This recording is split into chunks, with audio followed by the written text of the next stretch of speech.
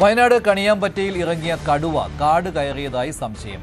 പടിക്കും വയൽ, ചിക്കല്ലൂർ പ്രദേശങ്ങളിൽ ഇറങ്ങിയ കടുവയെ തെരച്ചിലിൽ കണ്ടെത്താൻ കഴിഞ്ഞിട്ടില്ല. കളക്ടർ മേഘശ്രീ അടക്കമുള്ളവർ സംഭവസ്ഥലത്ത് ക്യാമ്പ് ചെയ്യുകയാണ്.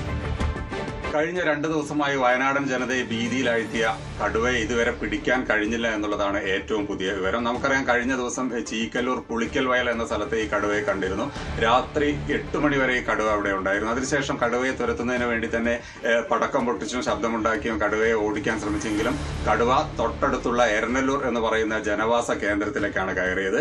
അവിടെ രാത്രി തിരഞ്ഞെങ്കിലും കടുവയെ കാണാൻ കഴിഞ്ഞില്ല. എന്നാൽ ഇന്ന് രാവിലെ ഈ കടുവയ്ക്കായുള്ള തിരച്ചിൽ ഊർജിതമായി നടത്തിയെങ്കിലും ഇതുവരെ കടുവയെ കണ്ടെത്താനായില്ല എന്നുള്ളതാണ് ഏറ്റവും പുതിയ വാർത്ത. അതോടൊപ്പം തന്നെ കഴിഞ്ഞ ദിവസം വൈൽഡ് ലൈഫ് വാർഡന്റെ ഒരു ഉത്തരവുണ്ടായിരുന്നു, കടുവയെ മയക്കുവെടി വെച്ച് പിടിക്കുക അല്ലെങ്കിൽ കൂട് വെച്ച് പിടിക്കുക എന്നുള്ളത്. പക്ഷേ കടുവ ഇതുവരെ കാണാൻ സാധിച്ചിട്ടില്ല.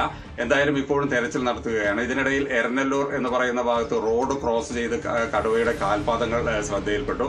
അതൊരു പുഴ വക്കത്തേക്കാണ് എത്തിയിട്ടുള്ളത്. ഒരുപക്ഷെ ഈ പുഴയിലൂടെ അല്ലെങ്കിൽ പുഴയ്ക്കരികിലൂടെയാണ് കാട്ടിലേക്ക് വനംവകുപ്പ് ഈ കടുവയെ കയറ്റിവിടാനുള്ള ശ്രമം നടത്തിയത്.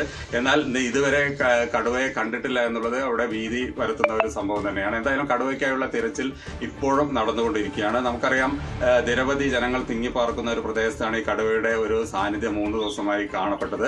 എന്തായാലും ജനങ്ങൾ ഭീതിയിലാണ്. ഇപ്പോഴും ഉദ്യോഗസ്ഥരും കളക്ടർ അടക്കമുള്ള ആളുകൾ സംഭവ സ്ഥലത്തുണ്ട്. കടുവയുടെ സഞ്ചാരപഥം മനസ്സിലാക്കുന്നതിന് വേണ്ടി കടുവ പോകാൻ സാധ്യതയുള്ള മേഖലകളിൽ ക്യാമറ ട്രാപ്പും സർവൈലൻസ് ക്യാമറയും നമ്മൾ പ്ലേസ് ചെയ്തിട്ടുണ്ട്. അത് പരിശോധിച്ച് കടുവയുടെ സാന്നിധ്യം മനസ്സിലാക്കി പിന്നെ ഇൻഡയറക്റ്റ് സൈൻസ്, അതായത് പഗ് മാർക്സും അതെല്ലാം തന്നെ പരിശോധിച്ച് കടുവയുടെ സഞ്ചാരപഥം മനസ്സിലാക്കി ആവശ്യമെങ്കിൽ മയക്കുവെടി വെക്കാനാണ് തീരുമാനം. അതിനായിട്ടുള്ള സർവ്വസജ്ജമായിട്ടുള്ള ഡോക്ടറും ടീമും നമ്മുടെ കൂടെയുണ്ട്.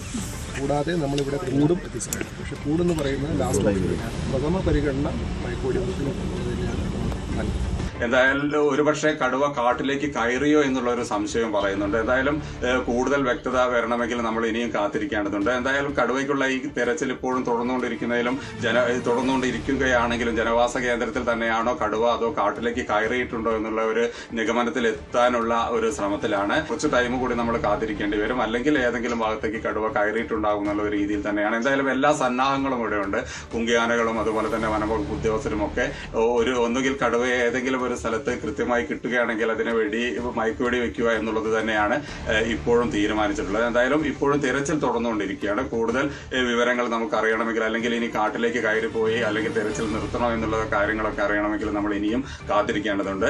എന്തായാലും ഈ ഭീതി പടർത്തുന്ന കടുവ എവിടെയാണ് എന്നുള്ളത് ഇപ്പോഴും നമുക്ക് വ്യക്തമാക്കാൻ കഴിഞ്ഞിട്ടില്ല. ഇന്നലെ രാത്രി കടുവ കയറിയതിനു ശേഷം ഇടുക്കിയിൽ കാട് കയറാൻ കൂട്ടാക്കാതെ പടയപ്പ. മൂന്നാറിലെ ജനവാസ മേഖലകളിൽ ആന ഇറങ്ങുന്നത് പതിവാവുകയാണ്. പകൽ സമയങ്ങളിൽ പോലും പടയപ്പ പാതയോരങ്ങളിൽ തമ്പടിക്കുന്നതായി നാട്ടുകാർ പറയുന്നു. മാട്ടുപ്പെട്ടി കുറ്റിയാർവാലി മേഖലയിലാണ് പടയപ്പ സ്വൈരവിഹാരം നടത്തുന്നത്. കഴിഞ്ഞ ദിവസം പ്രധാന പാതയോട് ചേർന്നുള്ള പ്രദേശത്ത് മണിക്കൂറുകളോളമാണ് ആന തമ്പടിച്ചത്.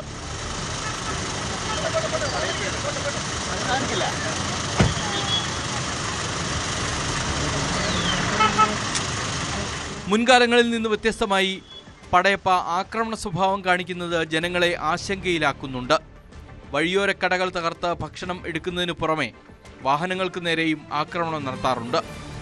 പകൽ സമയത്ത് റോഡരികിൽ നിലയുറപ്പിക്കുന്ന ആനയുടെ ചിത്രങ്ങൾ പകർത്താൻ സഞ്ചാരികൾ ശ്രമിക്കുന്നത് കൂടുതൽ അപകടത്തിനിടയാക്കുമോ എന്ന ആശങ്കയുമുണ്ട്.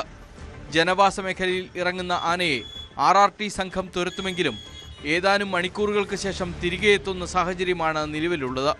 ആനയെ ഉൾവനത്തിലേക്ക് തുരത്താൻ വനംവകുപ്പ് നടപടി സ്വീകരിക്കുന്നില്ല എന്നാണ് ആക്ഷേപം. പടയപ്പയെ കൂടാതെ കഴിഞ്ഞ ദിവസം കാട്ടുപോത്തുകളും കൂട്ടമായി കുറ്റിയാർവാലി മേഖലയിൽ ഇറങ്ങിയിരുന്നു. ന്യൂസ് 18 ഇടുക്കി.